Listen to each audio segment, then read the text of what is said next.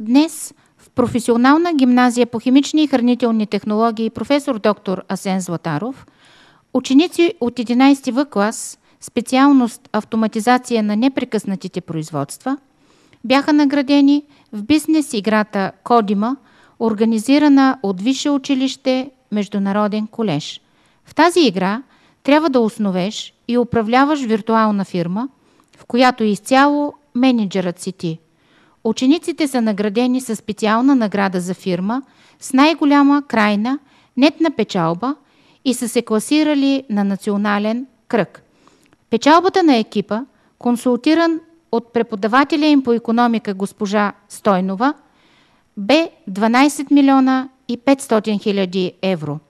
Наградата беше връчена от заместник ректора на колежа, доцент доктор Веселин Благоев.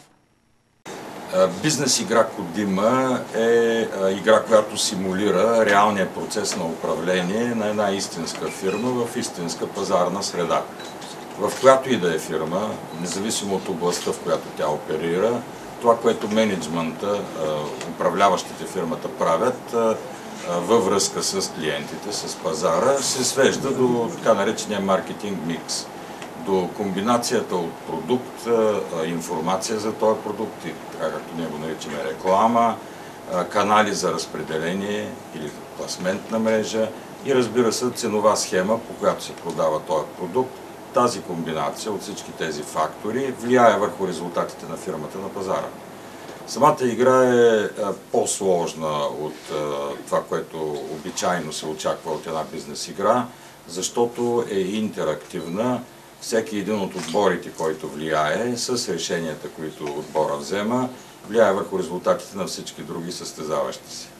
В този смисъл резултата на отбор Далавери, на 11-класниците от професионалната гимназия по химия и хранителни технологии, професор доктор Асен Златаров, е изключително висок, много значим резултат, успех, защото той е в конкурентна борба, постигнат е в конкурентна борба с отбори от водещи гимназии в страната.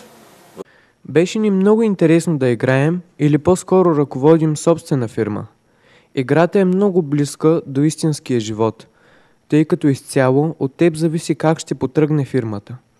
Трябва сам да определиш колко ще произведеш и какви пазари ще използваш, за да продадеш продукцията си. Научихме, че и рекламата е много важно нещо и никак не е евтина.